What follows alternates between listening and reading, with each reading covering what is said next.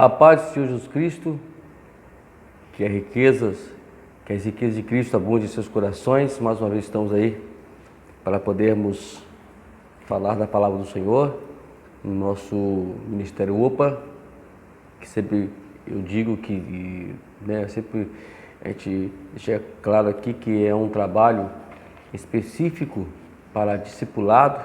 Nosso objetivo aqui é discipular, divulgar a palavra de Deus de uma forma coerente, responsável, didática e expositiva, Hoje nós vamos aí falar sobre o curso em evangelismo de oração. Estamos dando continuidade e hoje vamos falar sobre a unidade 10, ainda falando sobre o tema paradigmas estabelecidos, Nós vamos falar em parte 2 hoje, sobre os paradigmas estabelecidos. Vamos lá, agora vamos falar sobre o paradigma número 2, que está dentro de paradigmas estabelecidos. Vamos lá, paradigma número 2. Nossa cidade deve ser alcançada para Cristo agora. Vamos lá. O que diz a Escritura aqui? Vamos ler aqui em Atos, capítulo 1, versículo 8. Mas receberão o poder quando o Espírito Santo descer sobre vocês, e serão minhas testemunhas em Jerusalém, em toda a Judeia e Samaria, até os confins da terra. Até pouco tempo, a igreja exibia uma série de difusão que se refere a missões. As congregações enviaram missionários às nações pagãs, plenamente convencidos de que esses missionários poderiam e iriam alcançar os nativos para Cristo. Contudo, estas mesmas congregações não tinham fé que podia alcançar sua própria cidade. Essa contradição está começando a desaparecer, porque o nosso entendimento da grande comissão tornou-se mais claro em pelo menos 2 aspectos. Antes de nós falarmos sobre esse aspecto aqui, deixa eu deixar a coisa bem clara para vocês, que ao lermos esse texto, eu fico imaginando o que é receber o poder na mente desse povo. Eles vão para monte. Eu nunca li na Bíblia que monte é lugar de receber poder. Nunca li na Bíblia que monte é lugar de receber a unção para poder fazer e deixar, e fazer. Não, monte nunca foi para isso. Essa é a realidade, entendeu? Então a gente tem que parar com essa ideia que monte é para essas coisas. Na Bíblia, monte é apenas um lugar de intimidade, um lugar da gente ter intimidade com o Senhor.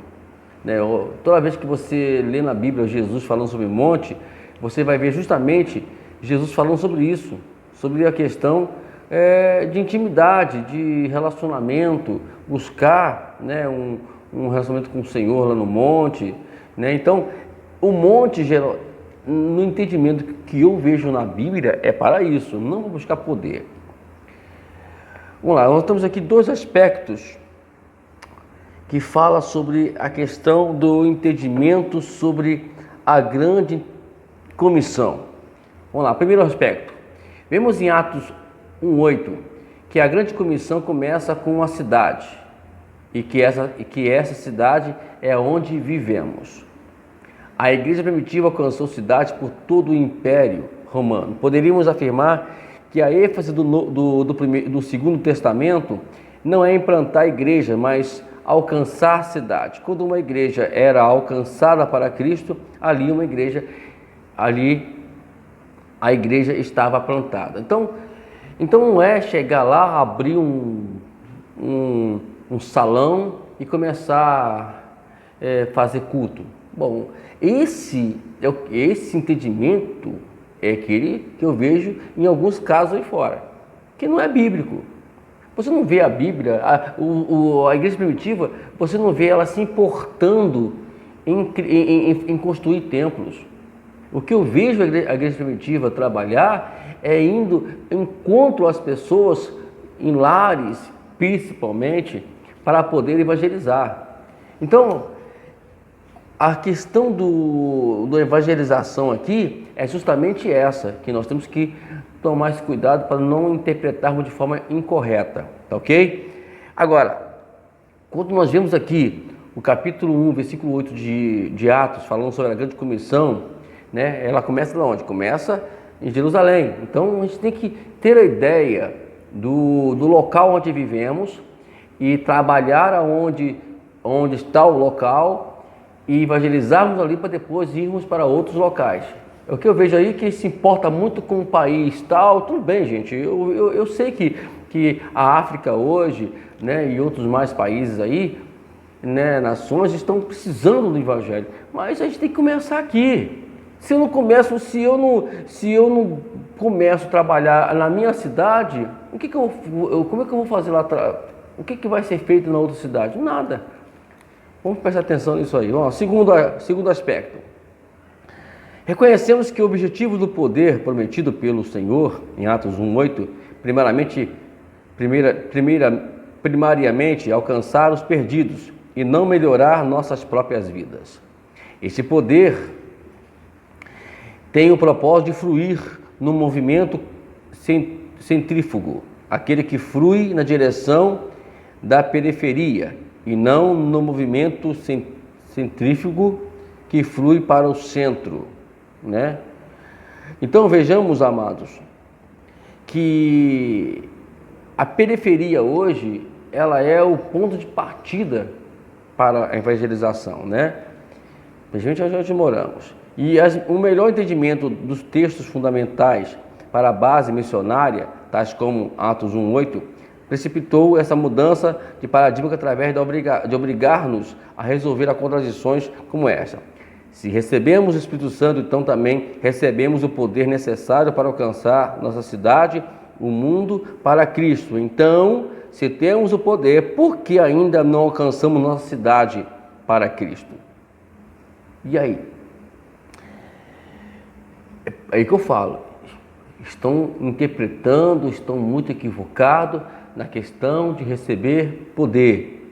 Esse é o problema de hoje, né? Estão muito aí envolvidos com poder para lá, poder para cá, e missão mesmo que é bom nada, porque se temos poder, nós vamos trabalhar. Então, eu quero poder, Senhor. Para que você quer o poder?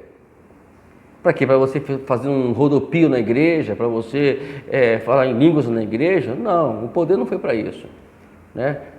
Eu não estou aqui falando que falar em línguas não é bíblico. Eu estou falando que, infelizmente, nós estamos invertendo os valores dentro da igreja, né?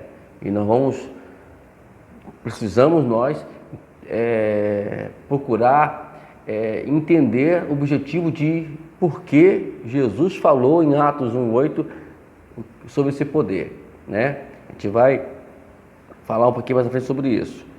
Mas a resposta tem muito a ver com a má colocação do poder divino que a qual nos foi confiado. A gente, na verdade, não estamos utilizando o poder de Deus de uma forma devida. Na verdade, não estamos nem utilizando ele, porque se não vai utilizar de forma devida, não vai utilizar ele. Deus não vai dar poder a ninguém, vai ficar brincando de igreja de pula-pula, né? Quer fazer pula-pula, quer rodopiar, vai brincar, vai lá no parquinho lá, que lá tem essas coisas lá. Vamos lá, abuso do poder. Também tem esse problema também, o abuso do poder.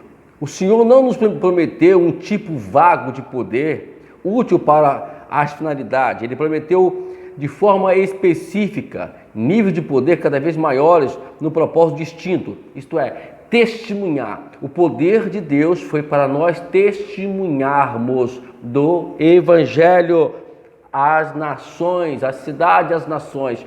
Não foi para poder, utilizar ele por uns fins próprios. Não, sai fora disso. O nível de poder disponível a nós depende inteiramente de onde pretendemos usá-lo. Você quer poder, a pergunta de novo, você quer poder para quê? Para que você quer poder? Essa é a pergunta. O nível máximo é concedido para alcançarmos os confins da terra. Então, Vamos lá, o poder. Vamos lá falar sobre o poder então. Primeiro, o poder. Um poder para poder você utilizar a cidade. Você conseguiu. Você ganhou a cidade para Jesus. Né? Ganhou sua cidade, ganhou seu bairro, ganhou sua casa para Jesus. Que bênção. Agora vamos orar para outro nível de poder. Senhor, eu quero poder agora para poder sair da minha cidade e ir para poder ganhar o meu estado, que é a Judéia. Então vou lá, ganhei o estado, fiz o meu trabalho no estado, amém. Agora, Senhor, eu quero outro poder, Senhor, eu quero o poder de Samaria, para ganhar Samaria, que é o meu Brasil, o mundo, o Brasil inteiro, as cidades do Brasil, os nossos estados, a qual está no nosso país, Senhor, abençoa para me dar esse poder. Conseguiu? Amém. Agora o nível mais alto, né, que é alcançar os confins da terra, isto é, o mundo inteiro. Então, poxa vida, gente, o que eu vejo aí, as pessoas não conseguiram alcançar nem o seu bairro. Não consegue testemunhar nem do seu bairro. Eu não estou falando que tem que ganhar o bairro todo para Jesus. Você tem que testemunhar, você tem que fazê-los conhecer o poder da salvação de Deus na vida deles. Eles têm que ver que Deus quer os salvar. Esse é testemunhar, é você falar, é você trabalhar no seu bairro. Então, é isso que Deus quer da gente. Que se a gente não consegue testemunhar no nosso bairro e ainda as pessoas querem ir fazer missão, não sei para onde, pelo amor de Deus, né? Então, vamos sair fora disso. Vamos sair fora disso. A gente tem que primeiramente ganhar o que nós temos. Então, nós queremos poder apenas para poder dizer que tem poder. E às vezes a palavra poder, ela dá uma ideia de estar acima ou ser alguma coisa. Isso não é bíblico. Vamos lá. Segundo, as Escrituras à luz da grande comissão. Creio que a única forma de interpretarmos corretamente as Escrituras é através da ótica da grande comissão. Toda promessa, todo mandamento contido na Bíblia será mal interpretado em maior ou menor grau, a não ser que o interpretamos à luz dos mandamentos do Senhor. Ganhamos o mundo para Ele. A Bíblia foi escrita para demonstrar o amor de Deus para os perdidos e a provisão divina para a sua salvação. Deixa eu falar uma coisa aqui, queridos. Eu troco de canal, ou eu não vejo vídeo nenhum em rede social nenhuma sobre a questão de pregação que fica falando de crente, que você tem que se consertar. Não, isso aí não é isso. As redes sociais, elas devem ser usadas para testemunhar do Evangelho, do poder de Deus. Trazer uma palavra profética, uma palavra de salvação para as pessoas, né? Nesse momento agora estamos aí em trabalho de oração, 100 dias de oração, né? E estamos aí trabalhando, estamos orando, eu e minha esposa, e quem quiser participar mesmo, se não quiser, né? Eu estou trabalhando para poder alcançar a minha família, né? Porque eu não quero fazer missão e deixar pelo menos a minha filha aqui, que mora comigo, sem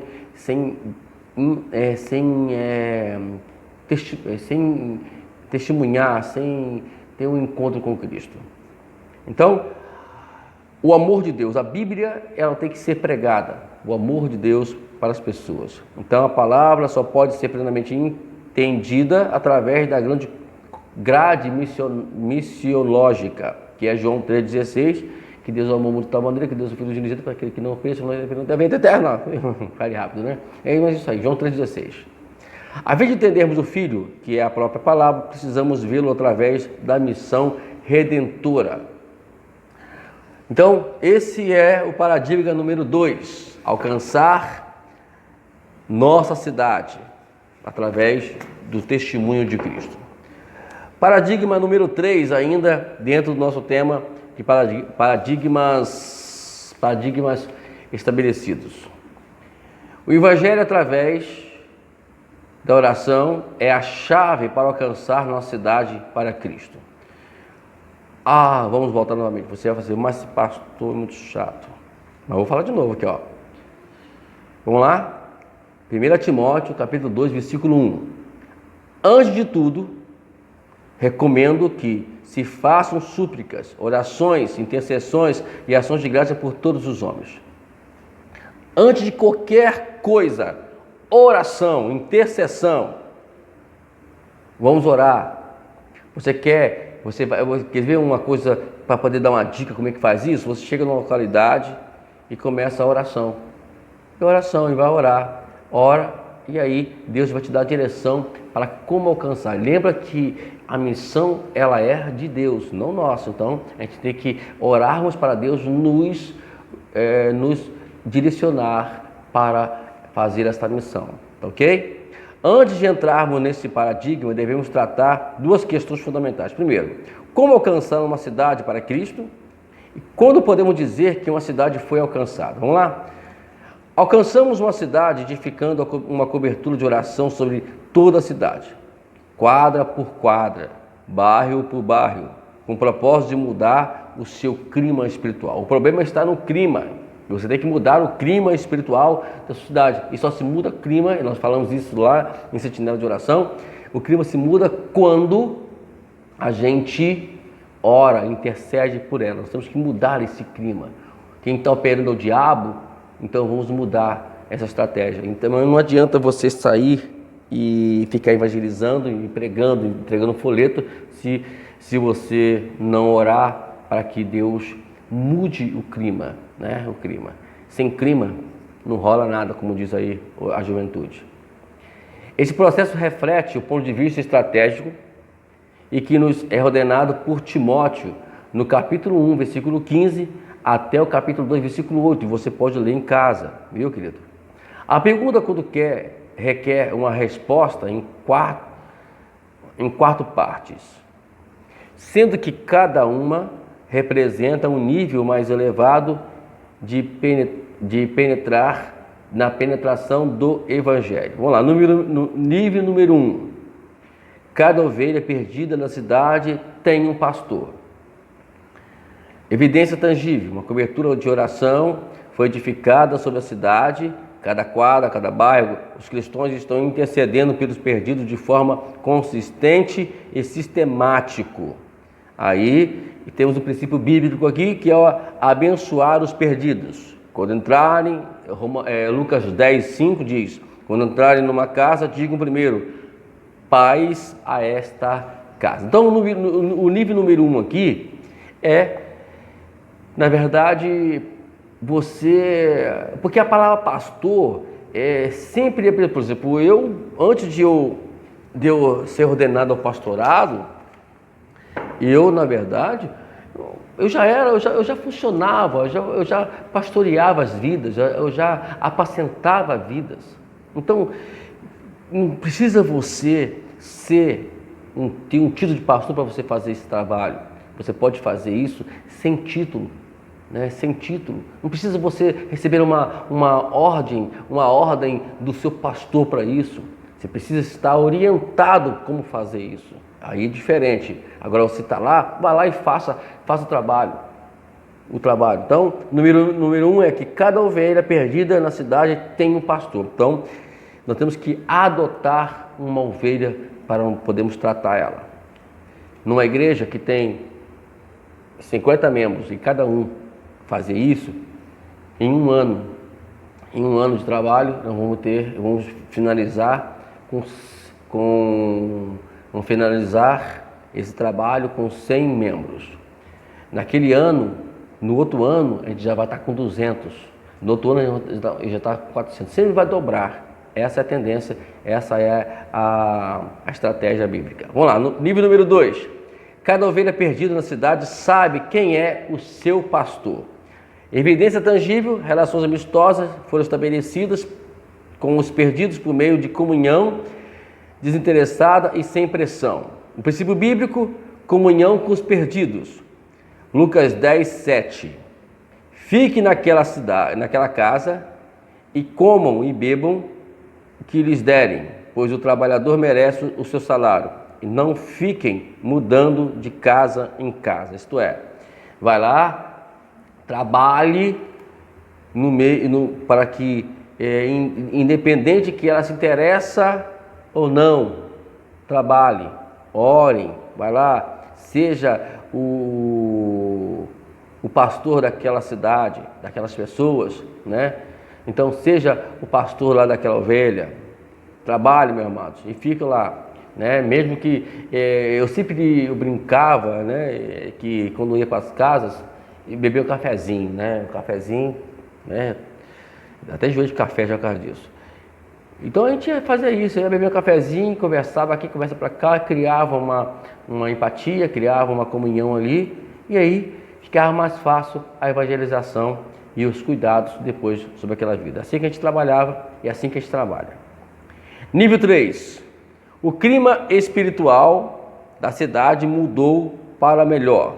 Evidência tangível. O temor de Deus aumentou à medida que as necessidades prementes dos perdidos foram supridas, através de miraculosas respostas de oração, atos de bondade, fazendo com que os perdidos entendessem que Jesus veio ao mundo a fim de salvar os pecadores. Princípio bíblico. Vamos lá, suprindo a necessidade premente dos perdidos. Lucas 10:9 diz assim: curem os doentes que ali houver e digam-lhes, o reino de Deus está próximo. Oração, é que negócio, você vai fazer um trabalho e você tem que orar pela necessidade deles.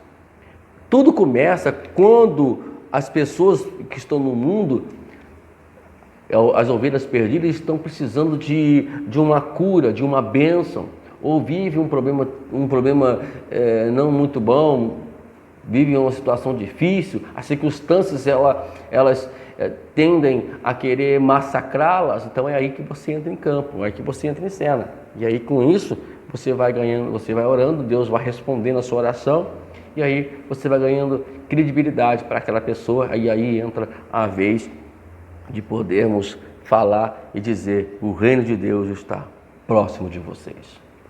Nível 4. A cidade foi transformada e o reino de Deus e o reino está em evidência por toda a cidade. Vamos lá, evidência tangível. O Espírito Santo do Senhor está sendo derramado sobre a carne e multidão estão vindo ao Senhor. Princípio bíblico, o reino de Deus chegou à cidade. Aí, repetimos aqui, o Lucas 10:9, os curos dos doentes que ali houver e digam-lhes, o reino de Deus está próximo de vocês. Amém? Então, uma cidade transformada porque o Espírito Santo está atuando. Gente, sempre um espírito de qualquer forma vai trabalhar em uma cidade. Ou seja, o Espírito Santo ou o espírito demoníacos. Ok? Então, quem está operando na sua cidade? Então, se é o demônio, então vamos mudar isso aí. Vamos lá. 6 passos para alcançar uma cidade para Cristo. Primeiramente, vamos estabelecer o perímetro de Deus na cidade. Vamos saber como medir, saber como é que está a cidade, o tamanho da cidade. Vamos lá.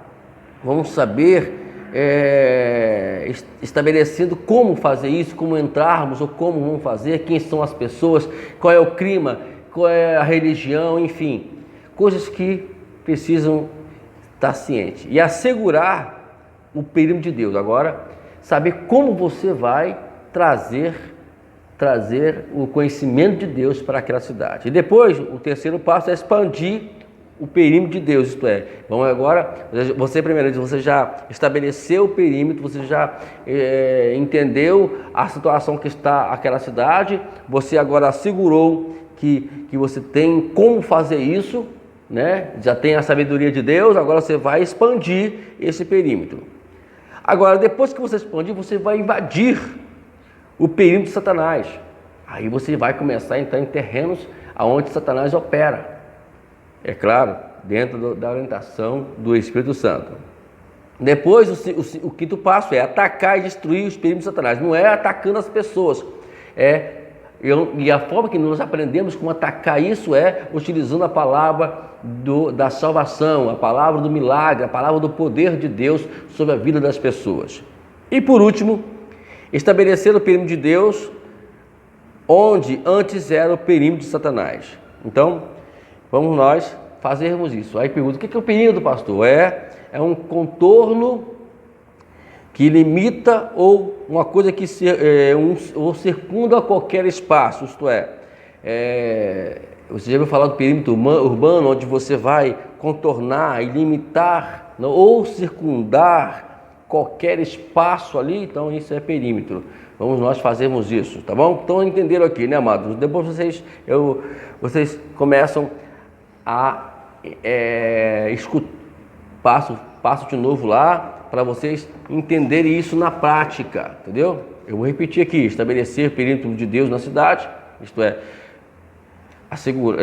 você vai agora estabelecer ele, você vai conhecer como é que está a situação, depois você vai assegurar, isto é, você vai, providenciar como você vai fazer isso, depois você vai expandir, você vai andar, depois que você andou e você viu que as coisas estão sobressaindo, você vai invadir, o perímetro de Satanás, aonde ele está operando, e depois você segurar, você vai atacar como? Pregando, orando e destruindo os perímetros de Satanás, e depois você vai estabelecer esses perímetros onde Satanás operava. Vamos lá, quarto paradigma, dentro dos paradigmas estabelecidos, arrependimento com identificação pessoal. Essa forma de arrependimento consiste em assumir a responsabilidade espiritual de pecados coletivos cometidos por pessoas do grupo ao qual pertencemos ou com objetivos de nos arrependermos de modo eficaz e nome dessas pessoas diante das partes ofendidas como o prelúdio de um ato de fazer restituição. Vamos lá.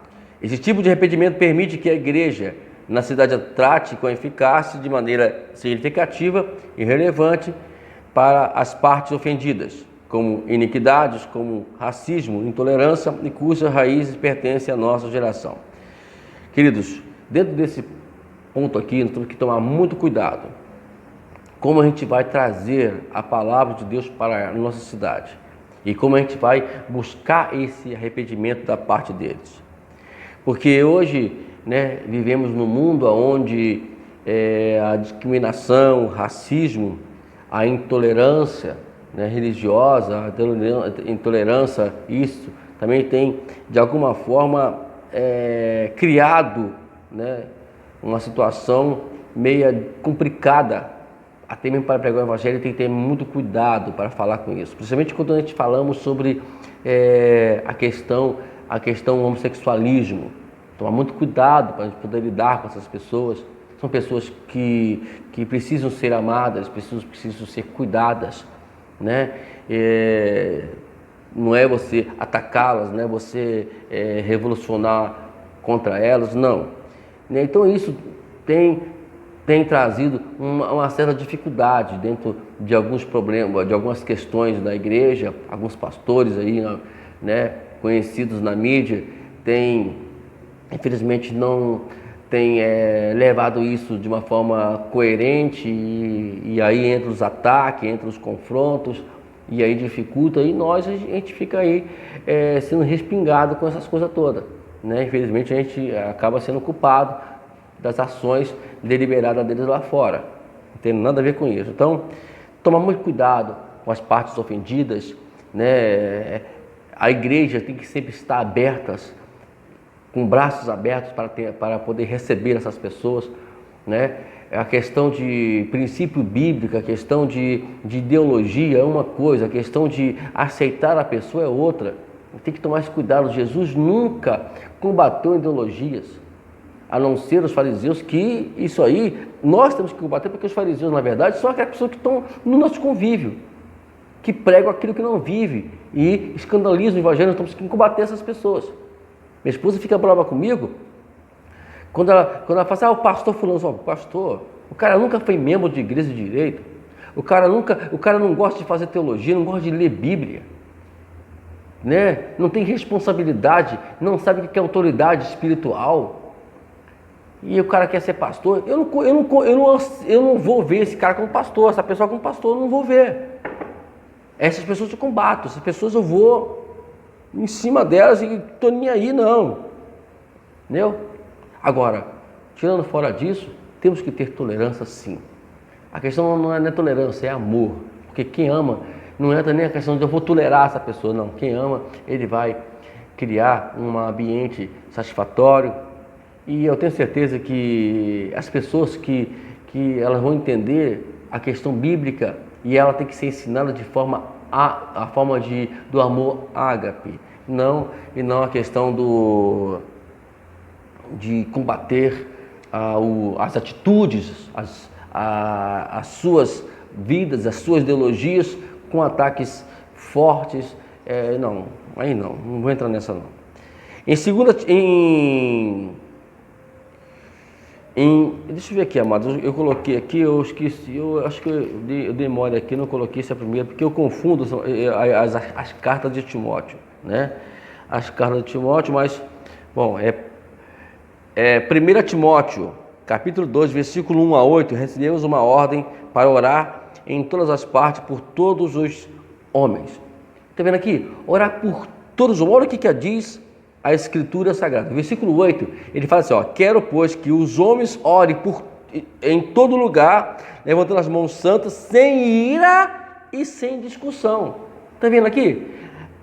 Se está havendo ira, está havendo discussão, está vendo aí, então a oração não vai ter validade. É por isso que hoje está havendo essa guerra desnecessária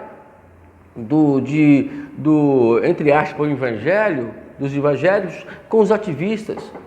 Então eles têm que tomar esse cuidado. Eles precisam ser amados, precisam ser pastoreados. Eles são ovelhas que precisam de pastores, ok? Então eles têm que ser feito, e o apóstolo Paulo aqui recomenda orar em todo lugar, levantando as mãos santas, sem raiva e não discutindo com eles. Em termos práticos, isso significa que para fazer uma evangelização através de oração, precisamos nos livrar, primeiramente, da ira e rever suas consequências, que são dissensões, reatando a relacionamentos quebrados. Então, vamos lá e vamos tentar solucionar esses problemas aí, e aonde houve problemas entre pessoas, em outra, vamos tentar aí, né? E graças a Deus, as coisas, em alguns casos, as coisas estão fluindo.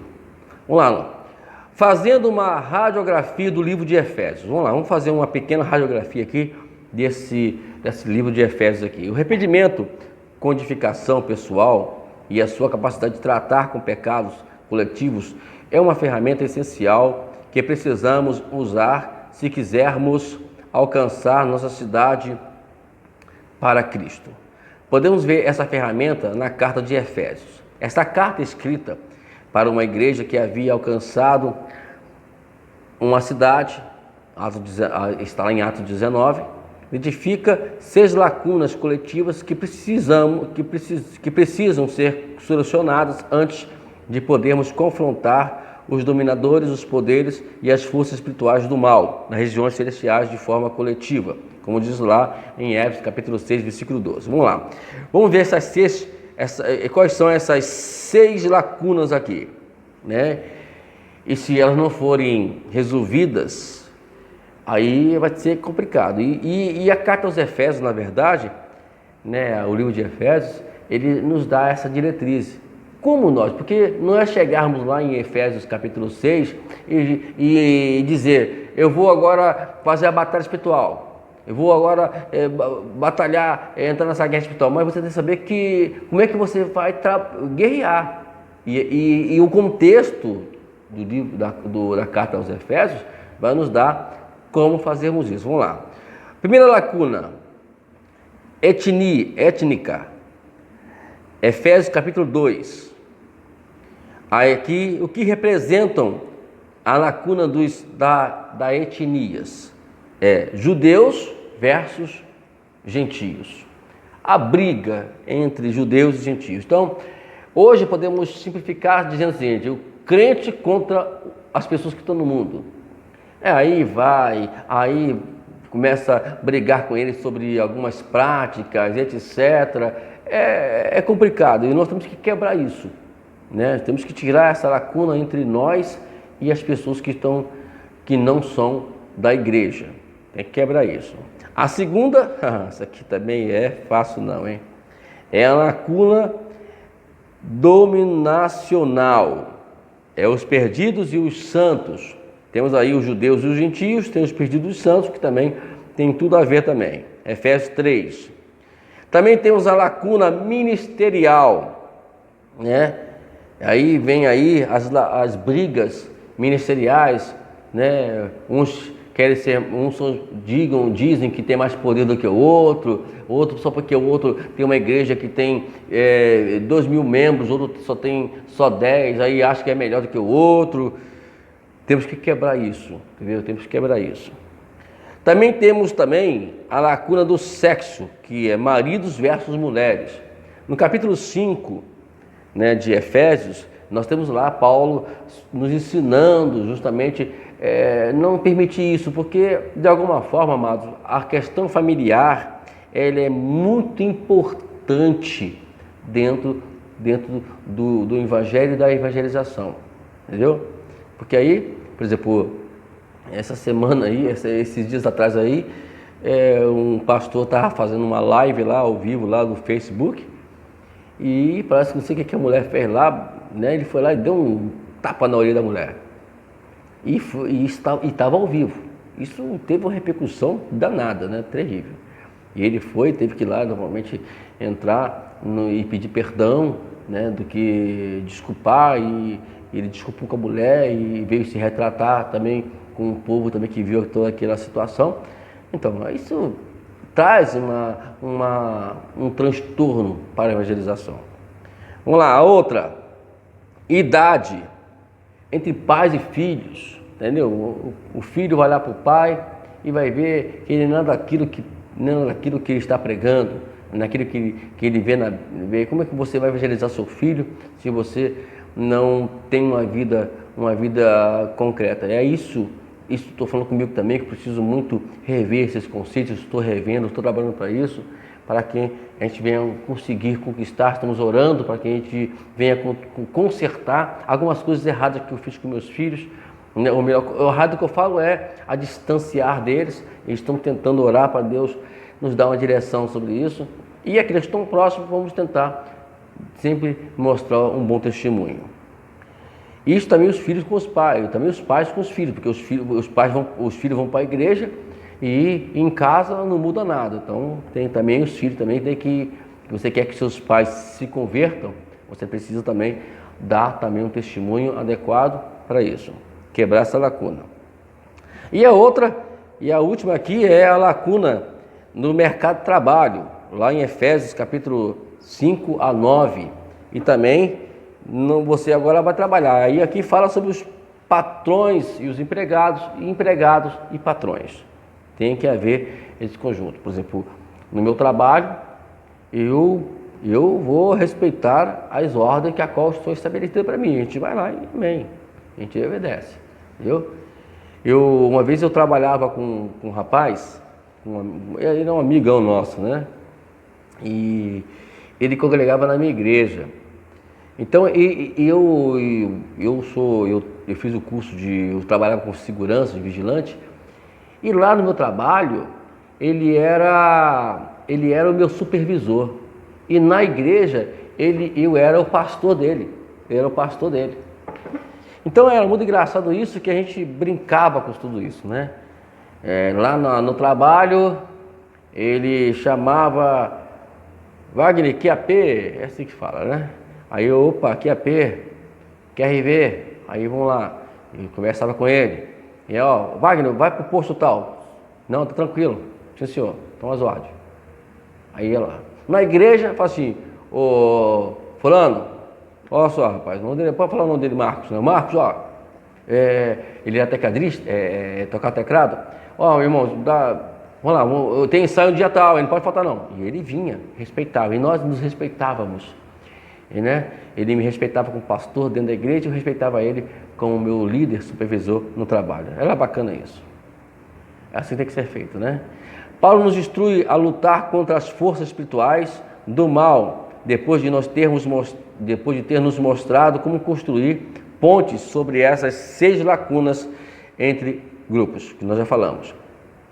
Em Efésios 6,10, depois de mostrar como superar a lacuna entre senhores e escravos, ele adverte: finalmente fortaleça-se no Senhor e no seu forte poder, a fim de que possamos permanecer firmes no dia mau. Então, é o que eu falei, não adianta você querer de alguma forma buscar e pedir ao Senhor força e poder se tem uma lacuna, né, entre você e outras pessoas, ou assim por diante, como nós já mencionamos aqui. Paulo está falando sobre guerra espiritual da natureza mais intensa contra o próprio diabo.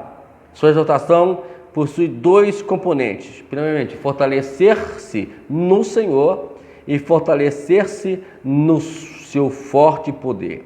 Embora esses elementos sejam complementares, são definitivamente 2 coisas diferentes, né? Coisa diferente.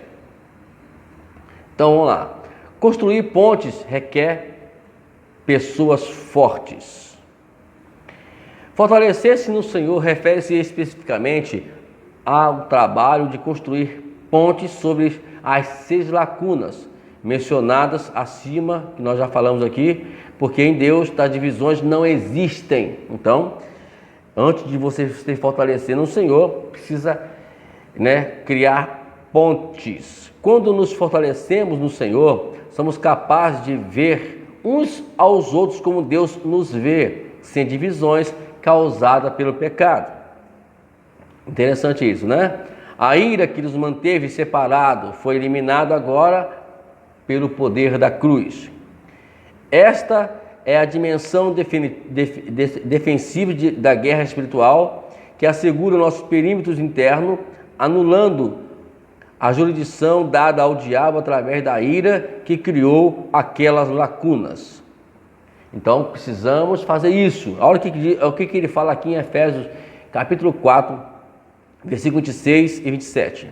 Quando vocês ficarem irados, não pequeis, apaziguem a sua ira antes que o sol se ponha e não deem lugar ao diabo. Então, essa é a questão de fortalecer no Senhor. O que Paulo nos ensina aqui? Justamente isso. Precisamos fazer uma ponte, né? E essa ponte precisa para que a gente possa ter acesso a essas pessoas. O que a Bíblia nos ensina aqui é como fazer isso. Não ficar irado, não desentender, procurar o máximo possível manter em comunhão com essas pessoas na força do poder do Senhor. A outra metade é fortalecer-se no seu forte poder. Essa dimensão ofensiva é necessária para confrontar e derrotar as forças do mal nas regiões celestiais. Tal ofensiva não deve ser compreendida enquanto todas as lacunas relacionadas no capítulo 2, mais atrás, não forem superadas. Então, se você não superou isso, como é que você vai vencer o diabo? O diabo, você não pode lutar com o diabo sem que primeiro você construa essa ponte.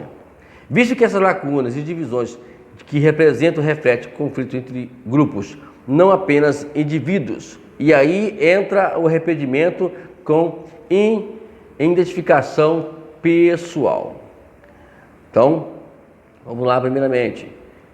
Pessoas querem fazer culto de libertação, querem fazer trabalho de libertação, mas as lacunas estão abertas. Nosso trabalho é mal empregados, né? São mal maridos, mal pais e assim por diante. Então, não adianta, um trabalho completamente infrutífero.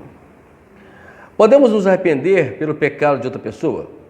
Uma das objeções à validade bíblica de arrependimento com a identificação pessoal se baseia na convicção de que uma pessoa pode confessar o pecado de outra, mas não pode se arrepender por tal pecado, porque somente o verdadeiro perpetrado do ato pode fazer isso. Quando se trata de pecados pessoais, isso é correto, mas não é o caso de pecados coletivos, né? Então, a diferença aqui é que você pode falar de pecados da questão coletiva, mas pessoal tem que ser a pessoa mesmo, né? É porque você não pode se arrepender pelo seu irmão, né? Porque isso vale pela pessoa. Deus vai tratar do pecado, tratar quando a pessoa ela se arrepende, não quando você quer orar para que ela se arrependa, ou que você quer se arrepender por ela. Isso não existe. Deus trata com grupos tanto quanto trata com indivíduos.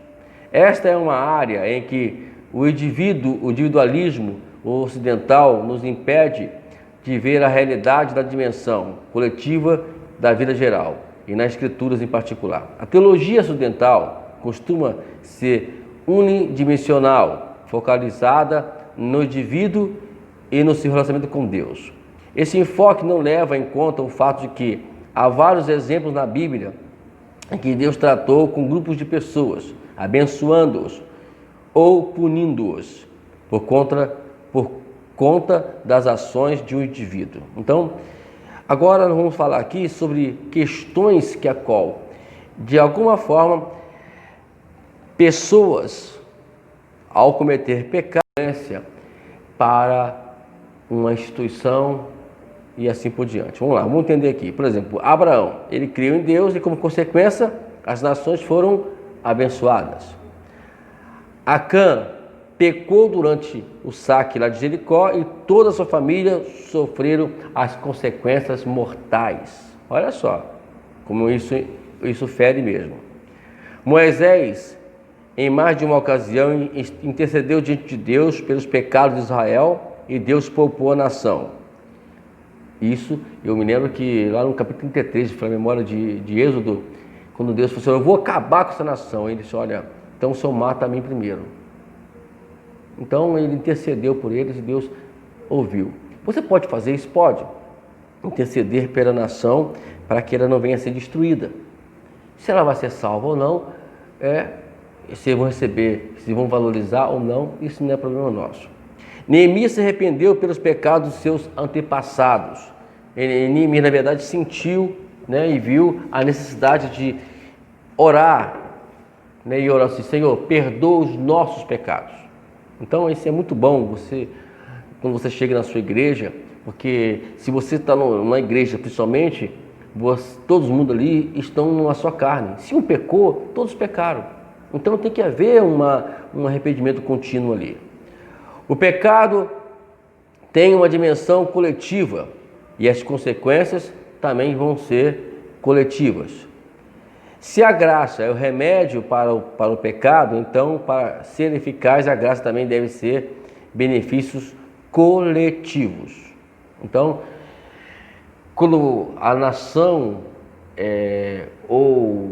porque, por exemplo, o Brasil hoje, vivemos no Brasil e vive nessa situação difícil, se a igreja ela se conduesse ou visse a necessidade que tem de orar e se está dentro desse contexto que a qual toda a nação está vivendo em pecado, está vivendo uma situação difícil no pecado, nós poderíamos resolver isso, e orar e nos colocar nesse meio, colocar como um canal, como brecha para podermos trazer a salvação para o nosso país.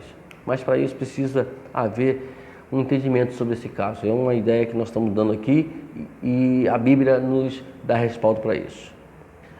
Então, se nós somos absorvidos individualmente, alguns podem estar coletivamente condenados. Então, vamos tentar mudar essa história. Se alguém pecou na sua igreja, então vamos orar, vamos colocar como se fosse nós que tivéssemos pecado. Essa seria a ideia. Se a nação, se a nossa nação, a nossa cidade, nossa nação, nosso estado está vivendo um momento difícil, então nós temos que orar para que eles nos colocar como fosse nós que tivéssemos cometido aquele ato. E na verdade, se somos uma família, se somos de um lugar só, é isso que deveríamos pensar, amados. Então, essa é a palavra de Deus para vocês nessa unidade, e eu quero te convidar para que você venha para participar da próxima unidade, tá ok? Eu deixo um lembrete para você, hein? O céu é o teu limite, e que a bondade e a misericórdia do Senhor te acompanhe para onde quer que for, e que o amor de Deus Pai, a graça e a bendição de Jesus Cristo e a comunhão do Espírito Santo seja sobre a sua vida, em nome de Jesus, né? Até a próxima unidade. Amém? Deus abençoe.